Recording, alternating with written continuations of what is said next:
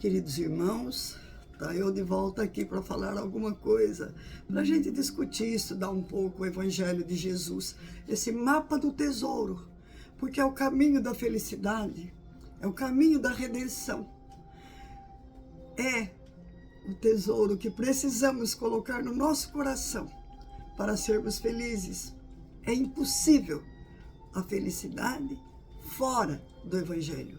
Nós achamos que a felicidade é fazer a festa do casamento, a festa do aniversário, a recepção, mas ela passa e deixa consequências que às vezes são fatais. O Evangelho não. Ele nos dá uma felicidade perene, uma saúde do corpo e da alma, uma alegria incontestável. Por isso, vamos estudar hoje o capítulo 4 do Evangelho, que tem por título: Ninguém pode ver o reino de Deus se não nascer de novo. É uma fala de Jesus. Jesus disse que para que a gente consiga conquistar o reino de Deus, é preciso que a gente renasça de novo. Ele disse isso para um doutor da lei. Então, antes de eu começar, eu vou iniciar com uma prece. Vamos, então, fechando nossos olhos materiais e espirituais para todos os assuntos aqui da Terra. E vamos concentrar a nossa atenção e o nosso pensamento na figura amorosa de Jesus, para que Ele seja o nosso embaixador perante Deus, nosso Pai. E assim, vamos dizendo: Senhor, nosso Mestre Jesus, nós te agradecemos pelo seu amor, pelo seu Evangelho, pelo seu exemplo, pelo seu sacrifício de vir aqui para nos ensinar o amor. E nós pedimos que leve até Deus, nosso Pai, a nossa oração de agradecimento pela vida que Ele nos concedeu e pelas inúmeras bênçãos. Queremos hoje estudar um pouquinho do seu Evangelho. Faça com que os espíritos de luz permitam com que o nosso entendimento se abra para ser colocado esses ensinamentos sublimes que farão de nossa vida a nossa redenção, a conquista maior, que é a conquista da felicidade perene. Seja o nosso embaixador perante Deus, nosso Pai. E vamos dizendo: Pai de amor e infinita bondade, permita com que um anjo do céu nos ampare nesta jornada que estamos empreendendo aqui na Terra. Eu sei, Senhor, que são incontáveis as experiências terrenas e as experiências espirituais que já vivi. Assim, não desconhecemos que estamos ainda um pouco longe da região da luz, da região do amor integral e da caridade e do amor para com o próximo. Nosso esforço nesse momento é no sentido de identificar ainda as mazelas que carregamos no nosso coração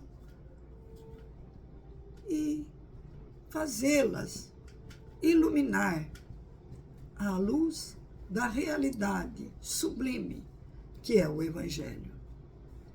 Não nos reconhecemos bons ainda, mas também não nos identificamos como pessoas más. Somos apenas peregrinos pecadores, que pela estrada da vida estamos conduzindo o nosso passado e colhendo dele o que bom de lá plantamos. Mas nós imploramos a sua misericórdia para que tenhamos o discernimento suficiente para não continuar a errar mais. Ou dizendo de outra forma, para acertar mais do que errar. para que cada dia mais nos aproximemos da felicidade que o Senhor destinou aos todos os seus filhos. Pedimos de coração que os espíritos de luz que dividem conosco a bênção da nossa família igualmente sejam assistidos e imbuídos desse intuito de melhoria. Por tantas graças, Senhor, nós nos curvamos e ofertamos o nosso preito de gratidão. Obrigado, Pai, por tanto que Tu nos dás. Obrigado por estarmos nesta casa, em busca da solução dos nossos problemas, dos nossos desafios. Esteja aqui conosco, junto com o Dr. Astolfo, para resolver nossos problemas, para que saiamos daqui melhores do que quando aqui chegamos. Só o Teu amor nos salva, só o Teu amor nos liberta, só o Teu amor nos ampara.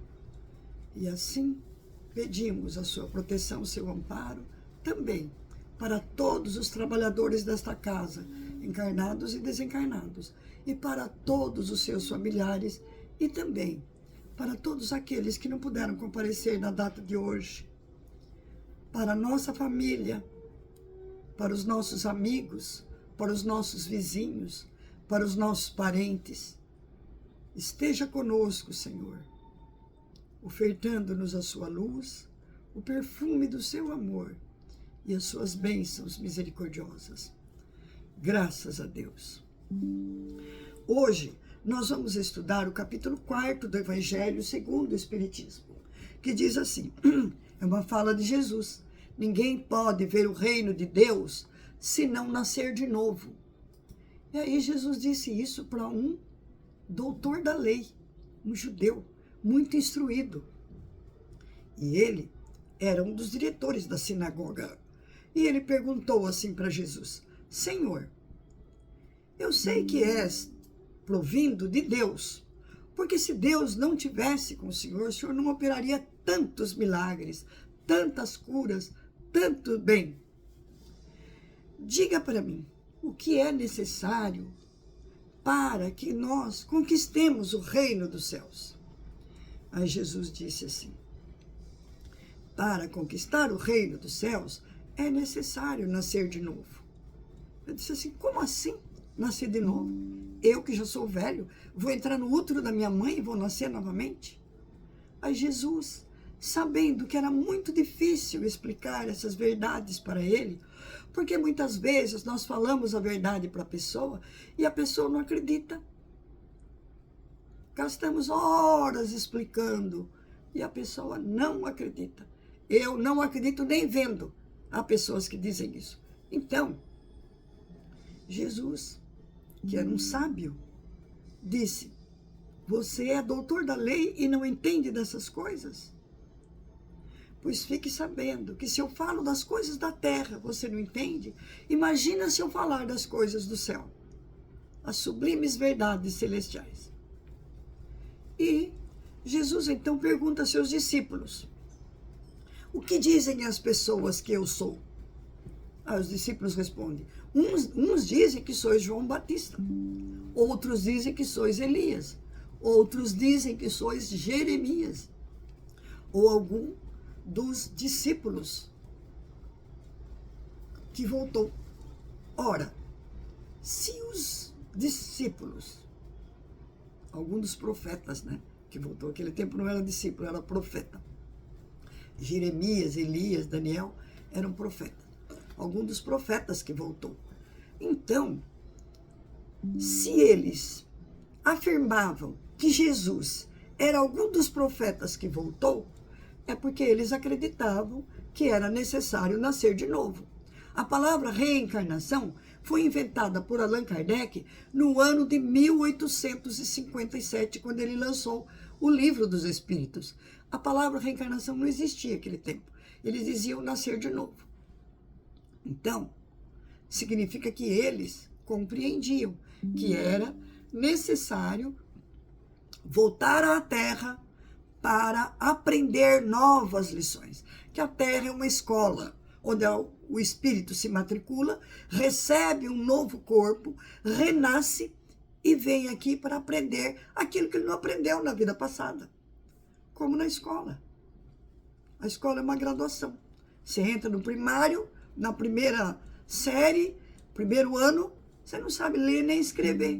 Daí você vai aprendendo a ler, a escrever, a contar, a fazer os cálculos e vai num crescendo até chegar na faculdade. Quando chega na faculdade, se forma, pega o diploma. Assim somos os espíritos. Eles renascem aqui na Terra, nós renascemos aqui na Terra e vamos aprendendo aos pouquinhos. Quando a gente aprendeu tudo, a gente sai daqui e vai para um mundo melhor. Um mundo de regeneração. Um mundo onde não tem dor, onde não tem sofrimento, onde não tem traição, onde não tem guerra, onde não tem crime. É um mundo onde um ajuda o outro. Mas para isso nós precisamos ser melhores. Para viver no mundo melhor, nós precisamos ser melhores. Porque se vamos viver lá e tem ódio de um, raiva do outro, mágoa do outro, fala mal do outro, não podemos ficar lá. Volta para o mundo de expiação e prova. Como um aluno que reprova do ano. Ficou reprovado? Volta para a segunda série, para aprender de novo aquilo que ele não aprendeu. Então, Jesus disse que na casa do meu pai há muitas moradas, e essas moradas são os mundos. Todos os planetas são habitados.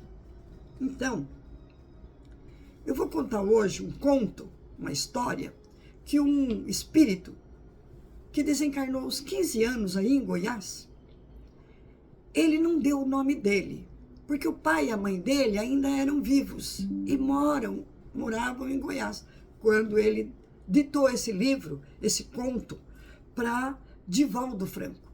Eu gosto de contar essas histórias, porque é uma história verdadeira, que a pessoa pode ler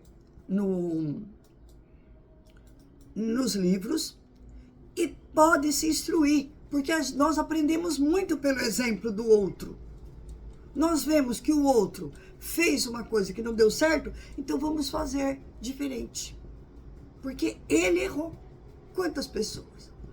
A gente não precisa bater a cabeça no poste para saber que o poste é duro, que faz machucado na gente. Então a gente viu que o outro bateu a cabeça no poste. Opa, vou dirigir mais devagar. Porque fulano bebia e bateu o carro. Ficou tetraplégico, ficou aleijado, ficou doente. Então nós aprendemos com a experiência alheia. As leis são feitas devido às experiências das pessoas. Os deputados veem que tal coisa ocasiona problema, eles fazem uma lei proibindo aquela coisa. Por isso que é proibido dirigir embriagado. Então, eu vou contar a história desse menino. Esse menino, ele assina Lucien, que foi um nome que ele teve lá na França. Ele não assina o nome dele. Eu não sei o nome dele. Ele ditou esse conto para o Divaldo Franco. Ele gostava muito do Divaldo Franco quando estava encarnado aqui na Terra. Ele desencarnou aos 15 anos de lepra, que é uma doença que vai... Depois ela passou a chamar hanseníase, porque foi um médico chamado Hansen que descobriu o vírus da lepra. E em Goiás é um estado que tem muitos casos de hanseníase. Eu visitei os leprosários de Goiás e vi que lá tinha uma espiritualidade muito superior. Eu fui em Goiânia.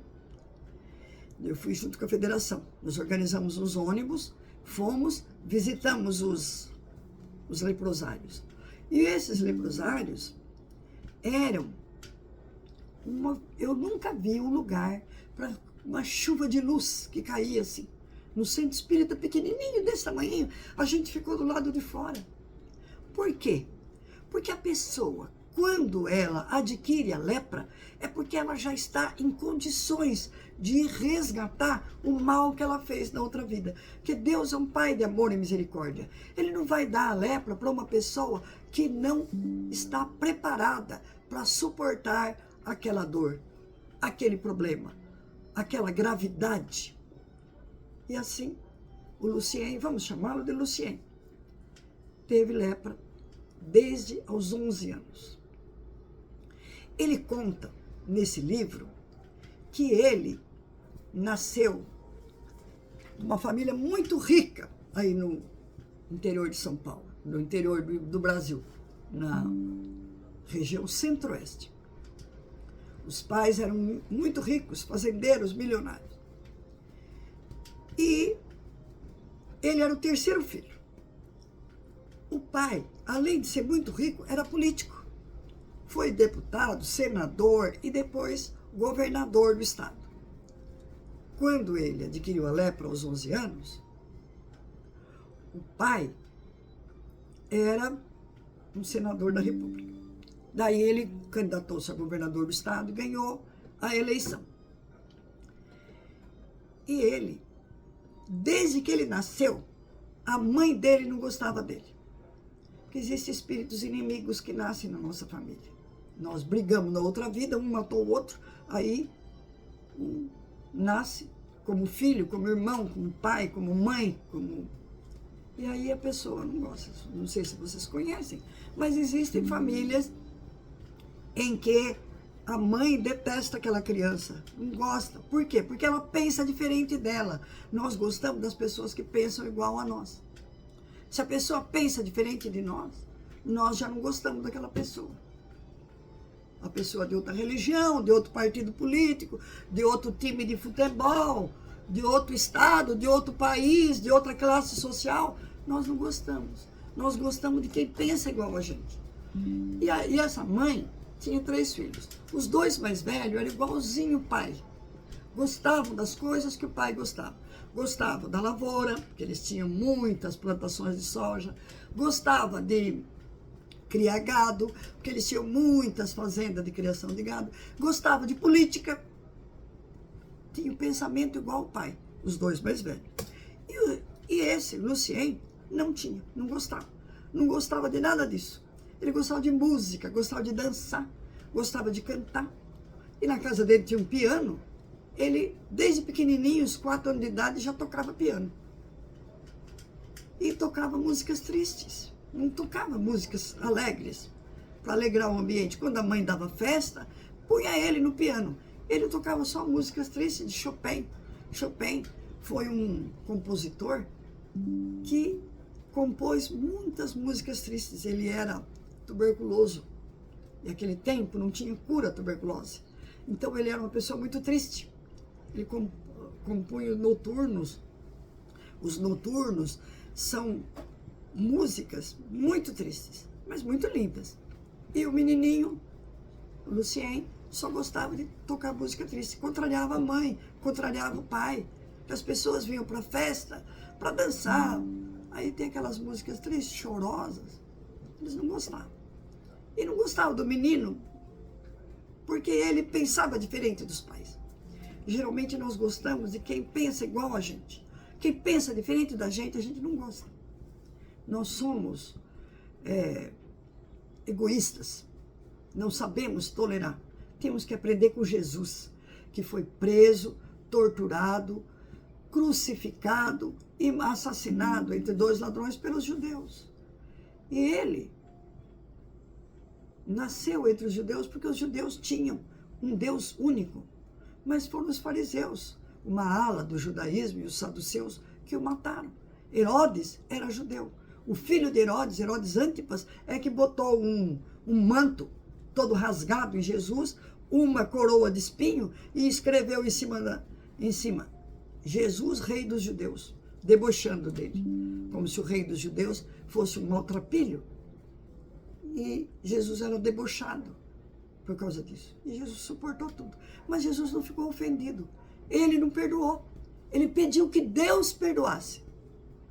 Porque quando nós nos sentimos ofendidos, a pessoa vem e fala, não, você me perdoa o que eu te fiz? Aí eu falei, eu perdoo. Ora, Jesus não se ofendeu. Jesus pediu que Deus perdoasse. Então nós temos que aprender a conviver com o diferente. É por isso que existem pessoas diferentes, que pensam diferente de nós, na nossa família, no nosso meio social, no nosso ambiente de trabalho, na nossa a religião, no nosso partido político, tem tudo. Gente que pensa diferente de nós. Nós temos que aprender a conviver com o diferente. Senão, não vamos regenerar o nosso espírito. A tolerância é a maior caridade que nós podemos praticar. A tolerância, o amor ao próximo, prevê o perdão, a tolerância, suportar o diferente. E assim, o Lucien era diferente. Mas a mãe não suportava. O pai vivia lá, atrás de política, dos negócios dele. Nem ligava para esse filho. E a mãe tinha mágoa do filho. Não gostava dele. Aos 11 anos, ela mandou que ele fosse descansar numa casa que eles tinham em Lindóia, que é uma cidade de águas termais. Eles tinham uma casa de descanso lá, de veraneio. Ela mandou ele com os servos, com os empregados, passar as férias lá, em Lindóia.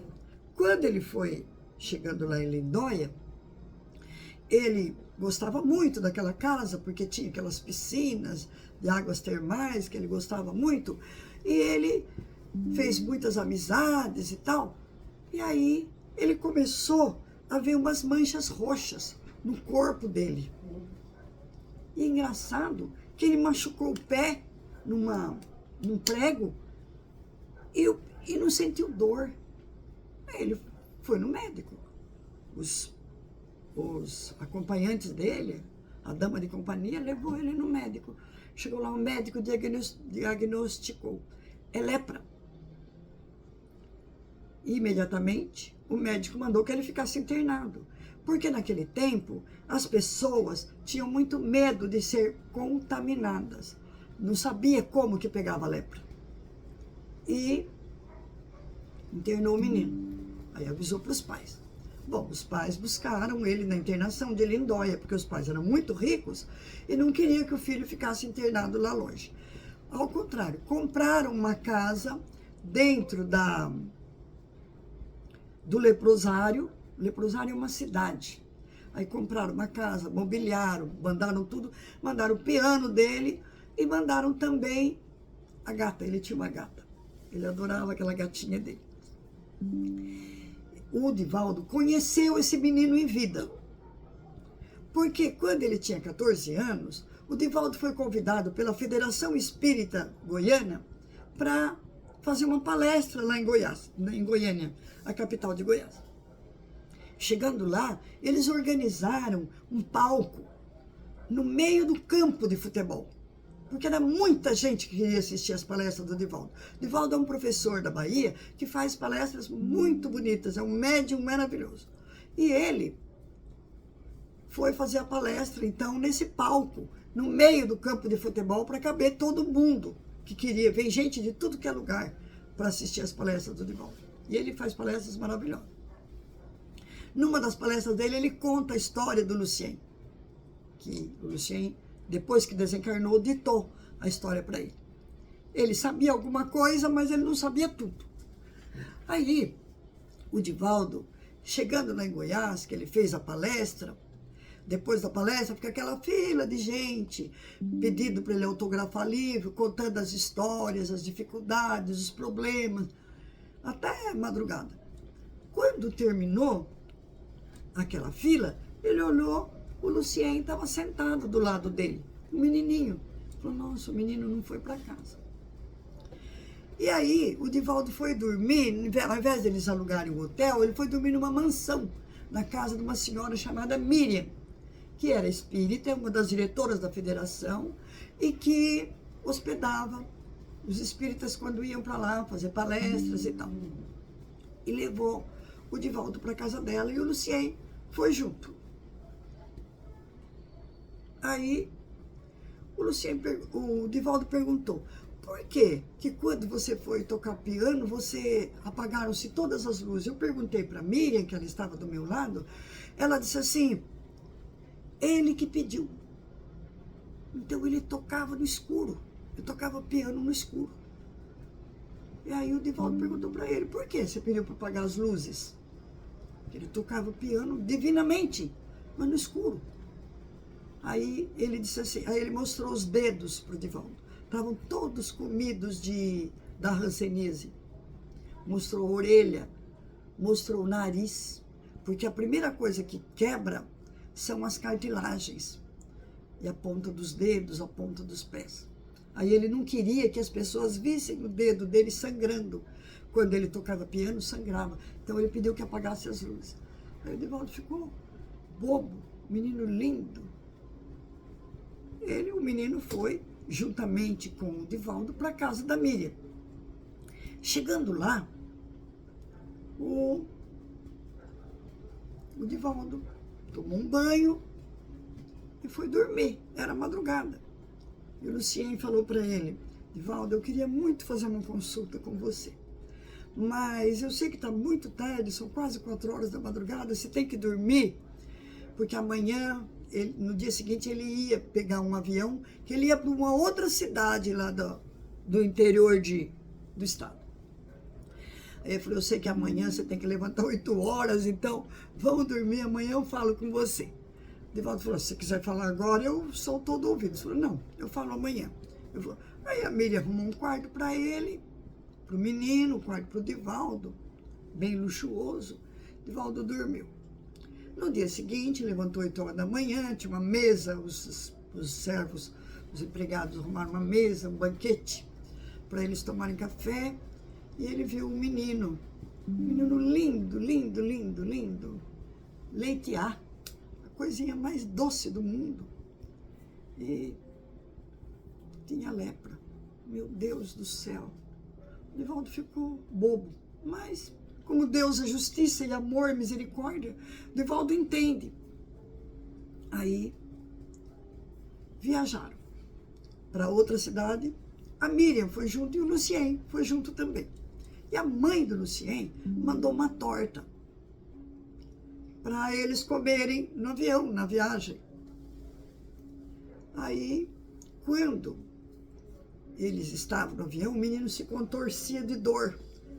A lepra não dá dor, mas quando ela atinge os órgãos internos do nosso corpo, ela provocava dor. E ele tinha febre e dor. Aí ele bebia o remédio, ele tinha uma cesta de remédio. Ele bebia os remédios. O Divaldo pegou e falou assim: vamos comer a torta que a sua mãe deu. Pegou a torta. Ele falou: não come. Está envenenada. Ele falou: como assim? A minha mãe, ela não me suporta, principalmente agora que eu tenho essa doença. Ela manda sempre um pão, uma torta, um bolo envenenado, que é para eu morrer. Por favor, não corte. Aí o Divaldo não cortou. Chegando lá na outra cidade, o Lucien ficou hospedado no leprosário, porque ele tinha muito medo de contágio, eles não sabiam como que a lepra se contaminava. E o Divaldo ficou na casa de uma pessoa lá que ofereceu hospedagem. E o menino não aceitou ficar hospedado na casa, falou: eles vão descobrir que eu tenho lepra e tem medo de passar. Ele foi direto para o leprosário. Dentro do leprosário tem muitas pessoas que são espíritas e muitas pessoas ricas que têm casa lá dentro e que hospeda um leproso quando ele chega. E o menininho ficou lá. Aí, ele ficou hospedado no leprosário. Aí o Divaldo fez a palestra, participou das comemorações, atendeu as pessoas, e no dia seguinte ele foi. E o menino saiu do leprosário para ir assistir com outros, assistir a palestra do Divaldo. Eles enfaixam todos os dedos, se enfaixam todo para a pessoa não perceber que eles são doentes. E assistiram a palestra do Divaldo. Aí no dia seguinte o Divaldo foi até lá, ver o menino, chamar o menino para voltar. Quando ele chegou lá, o menino estava dormindo. Era 9 horas da manhã, o menino estava dormindo, o Lucien estava dormindo. E ele viu sobre a mesa a torta comida à metade e o gato morto no chão. O gato abriu, rasgou a cobertura da torta e comeu um pedaço da torta, estava morto no chão. Aí o menino pegou o pedaço da torta, com o Divaldo, levaram para um cientista lá no laboratório e ele examinou, tinha uma grande quantidade de arsênico, que era para matar o Lucien. E o Divaldo talvez, né? Se tivesse comido. O gato estava morto. O Divaldo ficou muito mais triste. Mas, como Deus é amor, infinita misericórdia e bondade, ele falou, quem sabe a lepra tem cura? Quem sabe esse menino ainda... E aí, ele com a Miriam voltou para Goiânia e lá ele foi para a casa dele, dentro do leprosário, a casa que o pai botou. E a Miriam, a única pessoa que visitava ele no leprosário, era essa viúva, essa Miriam, que era muito rica, uma viúva que morava numa mansão. E adorava ele. E ela visitava sempre ele, levava comidinha gostosa para ele. E aí, a mãe e o pai jamais visitaram, esqueceram que ele existia. Ele tinha o pai, governador do estado, e os 2 irmãos eram senadores da República. Moravam em Brasília. Eram casados, tinham filhos, mas ninguém visitava o Lucien. Até que um dia, o Lucien passou muito mal, aí foi levado para o hospital, e o hospital de leprosos. Aí ele pediu para a freira, num hospital dirigido pelas freiras, que você sabe que as freiras, como muitos evangélicos, como muitos espíritas, trabalham nos hospitais ajudando os doentes. Que Jesus ensinou isso, que nós devemos, tudo que fizeres a um desses pequeninos, a mim o fizeste. Então, tudo que nós fazemos para Jesus e para Deus, nós recebemos em forma de saúde, de alegria, de conquistas. E a freirinha era uma enfermeira que estava cuidando dele. Ele pediu se ela poderia pegar o celular dele e ligar para o Divaldo. Acho que eu nem sei se existia celular naquele tempo, desculpa, eu estou falando celular, mas pegar um telefone e ligar para o Divaldo, que ele queria ouvir a voz do Divaldo antes, ele sentiu que eram as últimas horas dele. Aí ligou, era madrugada, o Divaldo atendeu, porque ele dorme com o telefone do lado, porque ele é um pronto-socorro, né? Aí ele atendeu, a freirinha falou que era o Lucien, que queria falar com ele. Aí ele atendeu, o Lucien falou, Divaldo, eu queria que você lesse para mim o Salmo 114, que é um salmo escrito pelo rei Davi. E ele adorava aquele salmo. Aí o Divaldo lê o salmo inteirinho. Eu não vou ler para vocês porque vai demorar muito. Mas depois, no fim da conversa, se der, eu leio o Salmo 114 para vocês. É um salmo muito lindo. Divaldo leu. Quando ele terminou de ler, ele perguntou, você entendeu bem? Você ouviu bem? A voz dele já não saía. Aí a freirinha pegou no telefone e falou, não, ele já não sai mais a voz. Ele já desencarnou. Faleceu, né? A freirinha não fala desencarnou. Ele já faleceu.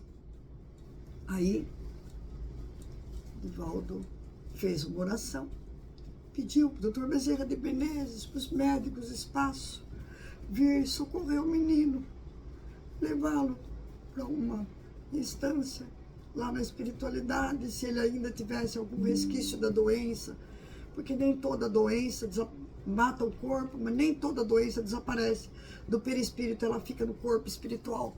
Então, ele pediu, aí ficou mais tranquilo e dormiu. O tempo passou. 2 anos depois, o Lucien apareceu para o Divaldo. Um dia à noite, falou, Divaldo, eu queria ditar a minha história para você, porque ela pode servir de auxílio, de orientação, de ajuda a muitas pessoas que sofreram como eu. Aí, Divaldo Pegou a caneta, ia dormir, que já estava tarde, com sono. Mas pegou a caneta, começou a escrever. Aí, quando foi lá pelas 4 da madrugada, ele falou, vai dormir, amanhã nós terminamos. E assim, foram vários dias, ele ditando a história dele. É uma história longa, mas eu vou resumir, só para ilustrar o tema de que é preciso nascer de novo para entrar no reino dos céus. O reino dos céus é a paz de espírito, é viver no mundo melhor. Então, ele conta, começa o livro contando que era meados do ano de 1500. O Brasil foi descoberto no ano de 1500. E era meados de 1500, portanto, acho que talvez 1550, por aí. Existia, quem estava no poder da Igreja Católica era o Papa Alexandre IV. Esse Papa, Alexandre IV, ele tinha um nome de batismo de Francisco Borgia, que os Borgias eram as pessoas mais ricas que dominavam a França. Então, um dos Borgias era o imperador, o outro Borgia ia ser padre e o outro Borgia ia ser cavaleiro das cruzadas, conquistar novas terras, se tivesse 3 filhos. Então, esse Borgia, ele foi ser padre. E naquele tempo, esse Francisco Borgia era casado e tinha 2 filhos, mas foi nomeado papa pelo imperador, porque naquele tempo os padres, os papas, poderiam se casar. Só muito depois é que houve a lei do celibato, porque é uma lei, uma inspiração divina, porque você pode ver Chico Xavier não casou, Divaldo Franco não casou, Madre Teresa de Calcutá era uma freira, não casou, Santa Teresa d'Ávila não casou, Santa Teresinha do Menino Jesus não casou. Por quê? Porque eles têm uma lei divina de que o sexo é uma força criadora. É ele que gera a origem dos filhos. E o casamento é abençoado por Deus. Mas a pessoa que destinasse essa energia para Deus, ao invés de utilizar essa energia criadora para ter filhos, ela oferecesse para Deus essa energia, canalizasse todas as suas energias, ela teria uma sintonia maior com o plano maior. Por isso que a Virgem Maria era virgem, para que ela tivesse uma sintonia maior com Deus, porque ela canalizou essa energia criadora para Deus. Maria Santíssima era virgem. Os espíritas explicam que Jesus não nasceu da barriga de Maria. O corpo dele foi plasmado na manjedoura. E ela era virgem, intocada. Aquela que concebeu sem pecado. E a Igreja Católica explica que ela era virgem, que foi o Espírito Santo que desenvolveu o feto na barriga dela e ela nasceu. Mas só que Jesus explica que ele fala que ele não era nascido de mulher. Bom, mas naquele tempo, a lei permitia que padre e papa fossem casados. Aí, esse Francisco Borgia foi nomeado pelo irmão dele, que era o imperador, como o papa. E ele assumiu o nome de Alexandre IV. Os papas mudam os nomes. Você lembra aquele Wojtyła, não sei o que lá, o polonês? Ele mudou para Papa João Paulo II. Eles mudam o nome, se quiser. Se não quiser, não precisa mudar. E esse Papa, Alexandre IV, que se chamava Francisco Borgia, tinha 2 filhos. Um filho chamado César e uma filha chamada Lucrécia. César Borgia e Lucrécia Borgia. Aí ele nomeou o César Borgia, o filho dele, aos 15 anos, para ser cardeal. E cardeal é um cargo acima de bispo, é um cargo da Igreja Católica, um cargo superior. Depois de cardeal, só papa. Ele nomeou o filho dele aos 15 anos para ser cardeal. E o menino, o César Borgia, tinha um espadachim. O espadachim era um guarda que guardava ele, que era excelente na luta de espada, para defender. Hoje, nós vemos que os políticos, as pessoas superiores, os governadores, têm uma guarda policial. E o policial anda de arma para proteger a vida dele. Então, o cardeal, desde pequenininho, ele tinha um espadachim chamado Juliano. E o Juliano era um excelente lutador de espada e também tocava alaúde, tocava harpa, tocava saltério e rabeca, que eram vários instrumentos para alegrar as festas do cardeal, do menino, do cardeal César Borgia.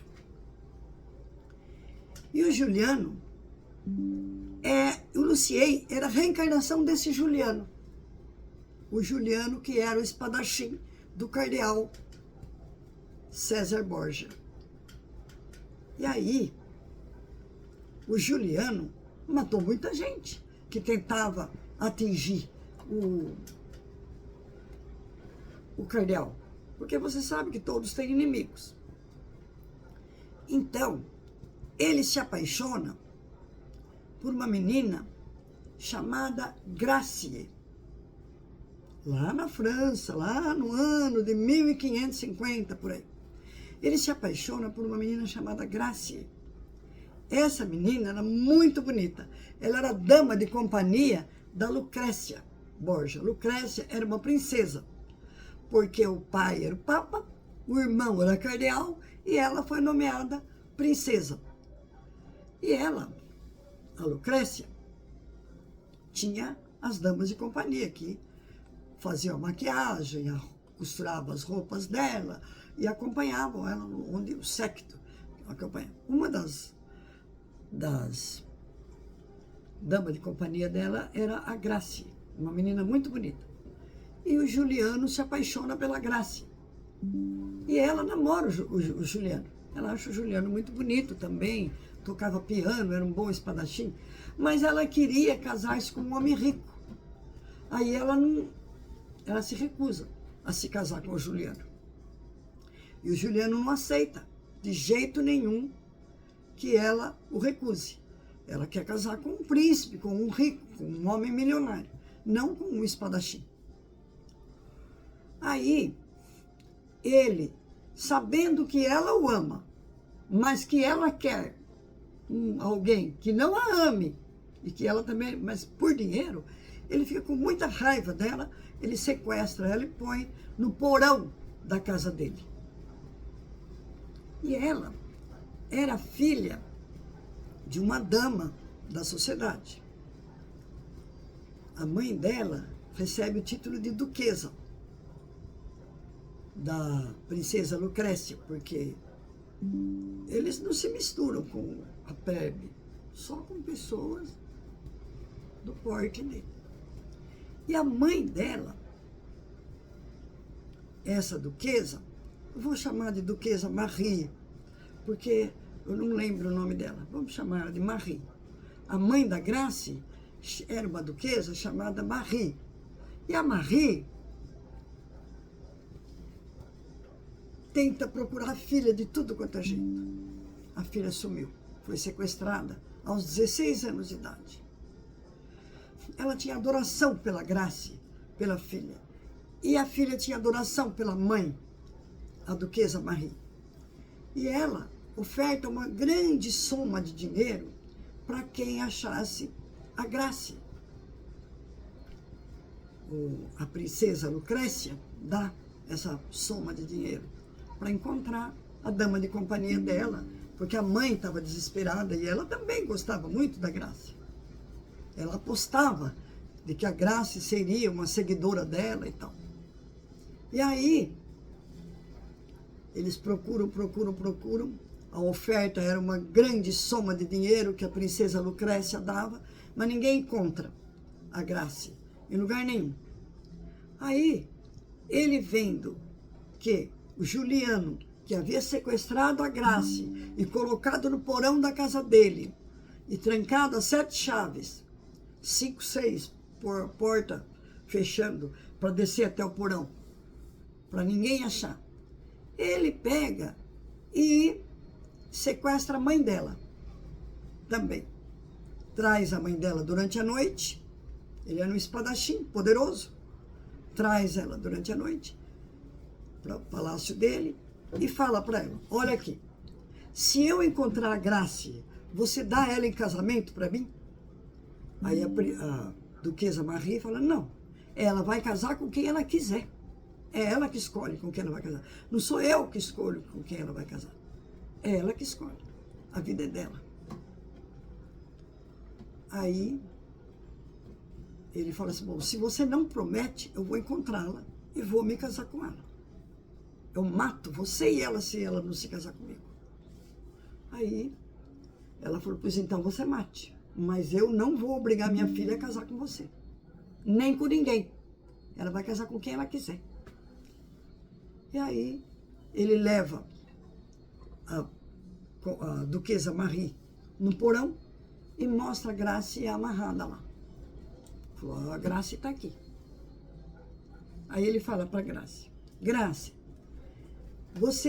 se eu soltar você, você casa comigo? Não, eu não me caso com você. Pois então eu vou matar a sua mãe. Pois mate a minha mãe. Eu não me caso com um monstro. Aí, você prefere sacrificar sua mãe? É esse o amor que você tem pela sua mãe? Eu sacrifico a mim mesma, a minha mãe, meu pai, tudo que eu tenho. Mas eu não me caso com um monstro. Você é um monstro. Eu não vou jamais me casar com você. Aí ela falou: eu não sou um monstro. Você quer casar com um homem que tenha dinheiro, não importa que ele tenha matado até a tua mãe. Você, ela disse: quem falou isso? Eu fico solteira, sozinha, mas com você eu não me caso.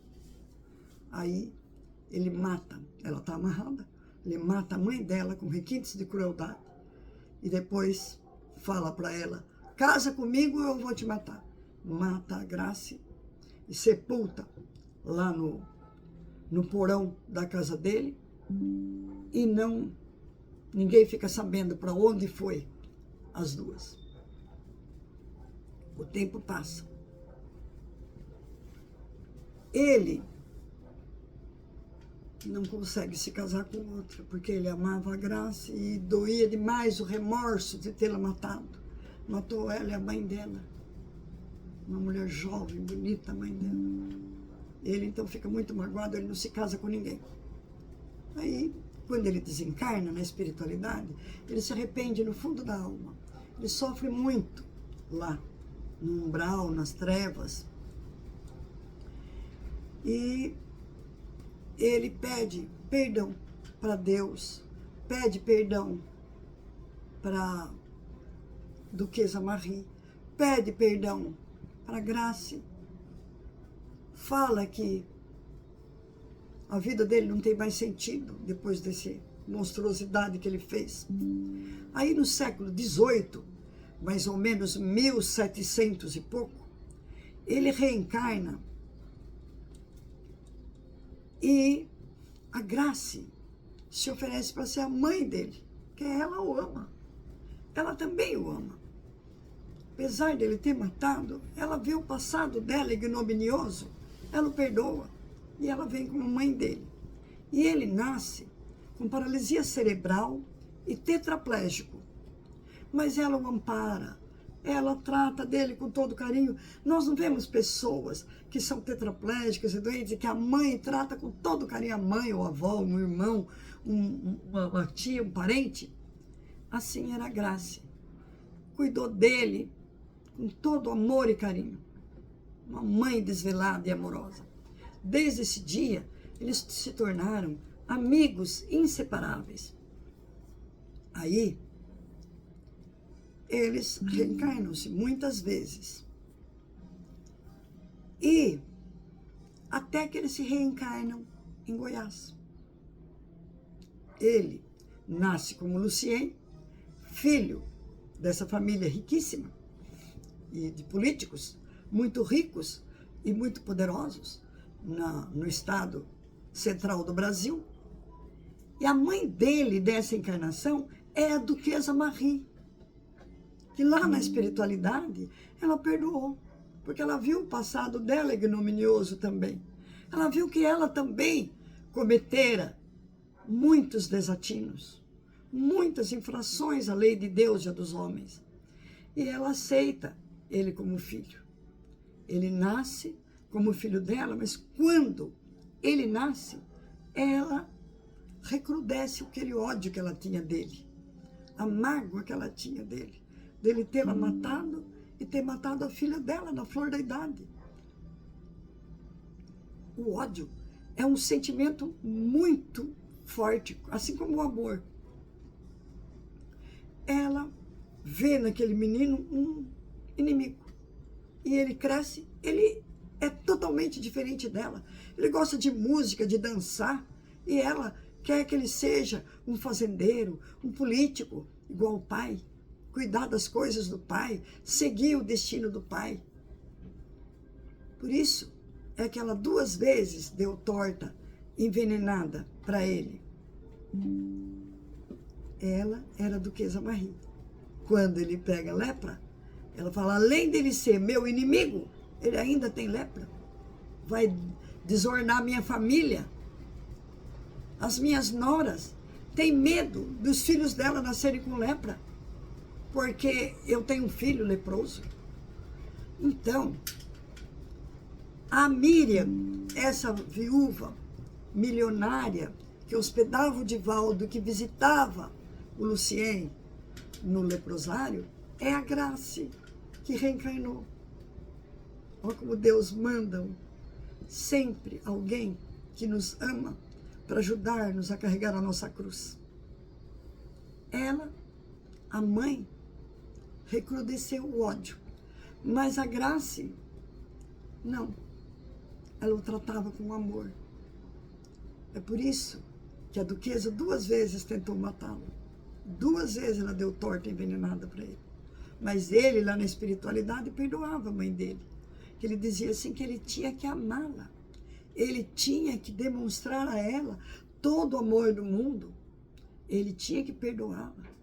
Ele tinha que ajoelhar aos pés dela e dizer, mamãe, eu sou doente, mas eu te amo.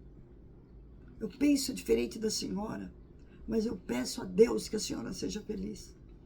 Ele tinha que ensiná-la a amar, mas ele também vivia afastado da mãe. Então, o mal que nós fazemos aos outros fica dentro de nós. Nós somos o resultado daquilo que nós fizemos, nesta ou em outras vidas. Por isso, nós precisamos fazer o bem, até àquele que nos prejudica, que nos maltrata, porque ele é, hoje, o nosso algoz. Mas no passado, nós fomos o algoz dele. Nós fomos o réu dele. Por isso, daquele espírito, seja ele mulher ou homem, então nós temos que desenvolver no nosso espírito a tolerância, a paciência, o amor. Se a gente não consegue, a gente pede a Deus, para que Deus nos ajude a perdoar, a tolerar, a suportar. Tem uma passagem da minha vida, eu desde 4 anos de idade, eu já vi os espíritos. Fui eu que levei meus pais para o espiritismo. Meu avô, pai da minha mãe, era espírita. Ele deixou uma biblioteca imensa para minha mãe. Minha mãe era filha única. E a minha mãe, meu avô, entre os livros, meu avô era pedreiro, mas entre os livros tinha muitos livros espíritas. Livros de Allan Kardec, livro de Emmanuel. E a minha mãe lia esses livros para nós. Desde pequenininha, minha mãe contava essas histórias para nós. Minha mãe gosta muito de história. Ela decorava as histórias e contava. Ela teve 12 filhos. Meus pais tiveram 12 filhos. E aí eles contavam essas histórias da biblioteca do meu avô. Tanto é que meu pai fundou uma biblioteca pública lá na minha cidade, que a minha cidade não tinha biblioteca. De tanto que eles gostavam de ler, e os 12 filhos gostavam de ler, e queriam que comprasse livro. Aí ele não vencia, né? Comprar livro, então ele fundou uma biblioteca pública lá na minha cidade. Ele distribuía carne, ele matava uma novilha todo mês, distribuía carne para os pobres, porque ele comprava bezerrada, alugava pasto, quando ficava no ponto do corte, do abate, ele vendia para os frigoríficos, ganhava muito dinheiro, porque carne dá muito dinheiro. E aí todo mês ele matava uma novilha e distribuía carne para os pobres. Ele fez uma vila dos pobres, fez um asilo de velhos, e na nossa casa não tinha luz elétrica nem água encanada. Ao invés de dar conforto e luxo para nós, ele dava condições de vida para quem não tinha onde morar, onde viver. E ele ensinava para a gente. Quando chegava o dia do nosso aniversário, minha mãe, ela tinha 12 filhos. Todo mês tinha aniversário de 1 ou 2. Ela falava assim, esse mês começa hoje. É seu aniversário. Você vai guardar a sua mesada. E vai no dia do seu aniversário comprar um pão, uma rosca, um frango no açougue e levar para um doente, para um ceguinho, para um aleijado. Porque você ganha 1 ano de vida, você vai doar alguma coisa sua. Minha mãe nunca deu, fez bolo de aniversário, nunca deu presente de casamento. Presente de aniversário, presente de casamento para filho. Nunca deu. Não. Você está ganhando, você vai doar. Eu ganhava 1 cruzeiro, eu não sei como é que chamava o dinheiro na época, para comprar lanche todo dia na escola. Então eu não podia comer lanche. Eu fazia aniversário dia 13, do dia 1 ao dia 13 eu guardava meu 1 cruzeiro. Morria de vontade de comer um lanche. Quando muito, eu ia no pomar, colhia abacate, limão, carambola, fruta. Chegava na sorveteria, trocava por doce, bala, pirulito. Aí eu levava isso na escola para comer. E a escola, eu entrava às 7 da manhã, saía meio-dia. Era 5 horas de aula. Eu ficava sem comer, ou então eu comia um pirulito, comia uma bala. Porque minha mãe não dava. Guarda, porque você ganhou 1 ano de vida. E assim, meus pais nunca deram presente de casamento para um filho. Nunca deram nada. Quando ele fez a Vila dos Pobres e casou a mais velha casou com um fazendeiro e ele tinha casa para morar. Aí o meu irmão era professor, ganhava muito pouco. Meu pai falou, se você quiser, mora na Vila dos Pobres. Eu deixo uma casinha lá, quarto, sala e cozinha para você morar. Meu irmão não quis. Eu não. Ele morava em outra cidade, que ele trabalhava em outra cidade, e não quis. Aí a Valquíria casou, a outra. Ele pegou, o marido dela não tinha casa. Ela alugou uma casinha de fundos. Aí meu pai falou, meu pai construiu uma outra casa lá na Vila dos Pobres, vai morar lá, Valquíria. Ah, pai, eu não quero, porque lá não tem luz, nem água encanada. Eu trabalho, eu sou professora, eu quero morar numa casa que tenha mais conforto. Prefiro morar de aluguel. Eu e o Durvilho vamos juntar dinheiro e comprar a nossa casa. E assim fizeram. Compraram a casa dele, não quiseram morar na Vila dos Pobres. Mas na Vila dos Pobres, meu pai tinha uma casa onde ele matava a novilha lá no matadouro, trazia carne desossada e distribuía para os pobres, todo mês. Por isso a ditadura militar prendeu meu pai. Prendeu meu pai e meu irmão, dizendo que isso era comunismo. Distribuir carne para os pobres, fazer vila para os pobres, fazer asilo. Venderam o asilo, jogaram os velhinhos na rua. No dia da transferência do asilo, o dono do cartório foi na minha casa. Eu era mocinha, estava varrendo a sala. Chega o homem do cartório lá, um homem granfino. Sua mãe está aí? Tá. Falou, fala pra ela que eu quero falar com ela. Aí eu juntei o lixo assim no cantinho. Falei, entra, ele sentou no sofá. Minha mãe veio. Ele falou assim, Dona Maria, a senhora vai quarta-feira às 2h da tarde lá, que eles vão transferir o asilo para um cara para quem eles venderam. E a minha mãe falou, não senhor, meu velho deu, meu velho é que vai lá. Meu velho deu. O asilo não é mais nosso, deixa eles que vendam. Aí meu pai falou para minha mãe, quando ele chegou do serviço, perguntou para minha mãe falou, você acha que eu devo ir, velha? A minha mãe, não. Você não deu? Você deu, tá dado. Eles fazem o que quiserem com o que você deu. Você não discute. É como quantas vezes vem no semáforo, eu tô no semáforo, vem um menininho pedir dinheiro. Eu dou R$2, R$5. Aí quem tá no meu carro fala, ele vai comprar droga. Problema dele. Ele pediu, eu vou dar. Porque Jesus disse, tudo que deres a um desses pequeninos, a mim o fizeste. Então, quem dá para Deus, recebe em dobro. Se ele vai gastar no que ele quiser, problema dele. Assim fez meu pai. O prefeito vendeu, sei lá quem vendeu, não sei quem lá vendeu, não sei quem que administrava assim. Jogaram todos os velhinhos na rua. Meu pai abrigou alguns na Vila dos Pobres, outros foram morar com a família, e meu pai não. Olha o exemplo que meus pais deram. Mas eu tenho um caso de um professor que eu tinha na federação, que era idolatrado. Ele chamava Valentim Lorenzetti. Era dessa família Lorenzetti, dessa metalúrgica Lorenzetti. Um homem inteligentíssimo, professor da Getúlio Vargas, dava aula para nós na federação. Tinha muitos livros publicados. Era espírita. Um homem maravilhoso. A mulher dele também frequentava lá.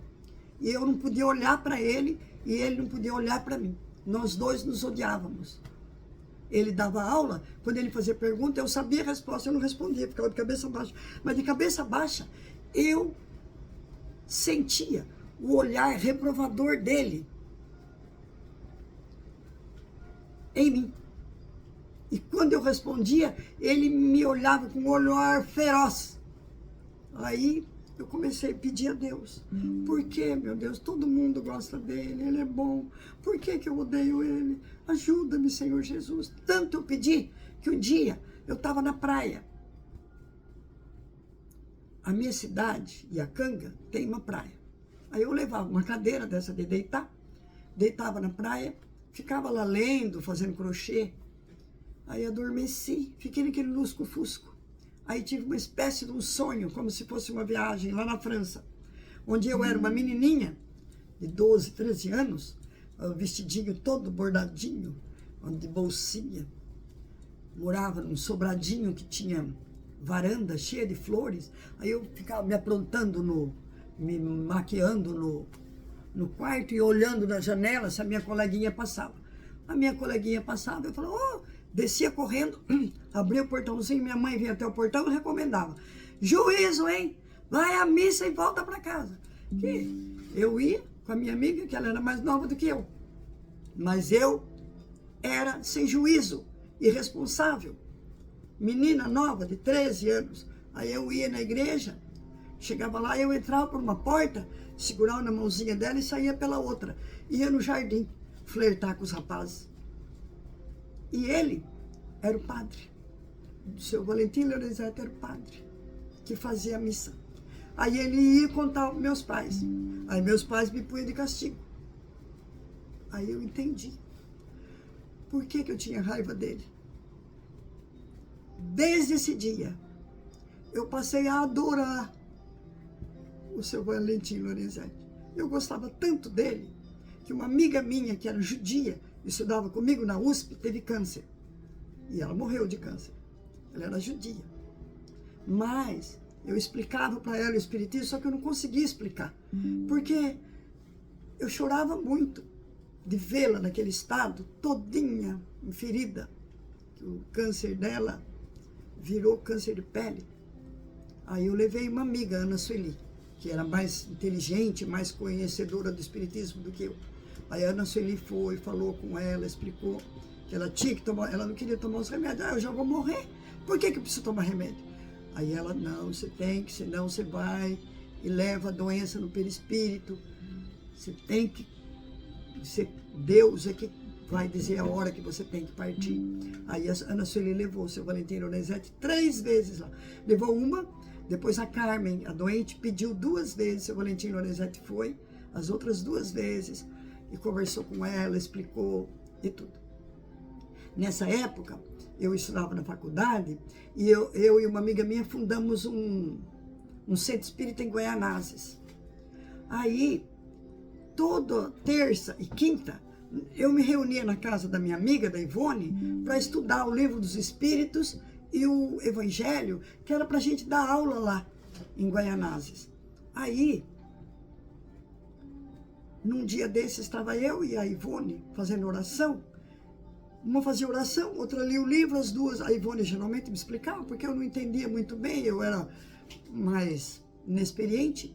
Nós duas explicávamos, falávamos o que havíamos entendido, depois fazia uma vibração, depois fazia a oração final.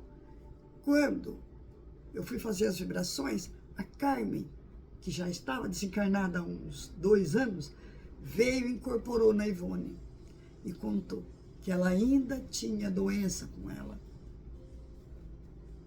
Que a doença, câncer, estava no perispírito dela, que ela estava sofrendo muito, que nós fizéssemos oração.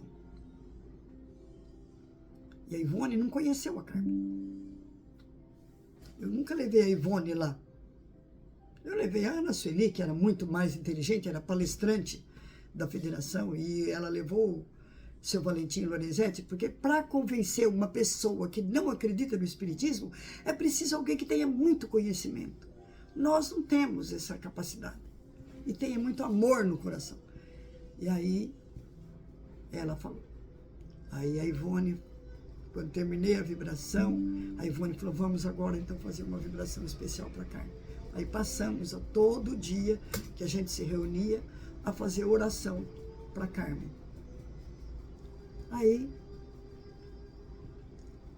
Aí você veja, foi um passado que eu tive com o seu Valentim Lorenzetti. E acho que Deus é tão bom, misericordioso, que Ele não explicou outros inimigos que eu encontrei pelo caminho, porque talvez eu tenha feito coisas piores para eles lá. Porque nós temos inimigos. Fui muito perseguida na escola, quando eu dava aula. Fui muito perseguida no escritório de advocacia do meu marido. As advogadas não deixavam eu ficar sabendo dos processos. Elas punham um segredo, trancavam os processos para eu não ler, para eu não aprender. Então, eu também não tinha raiva delas nem nada, esqueci. Bom, agora, minha gente, já faz mais de 1 hora que eu estou falando.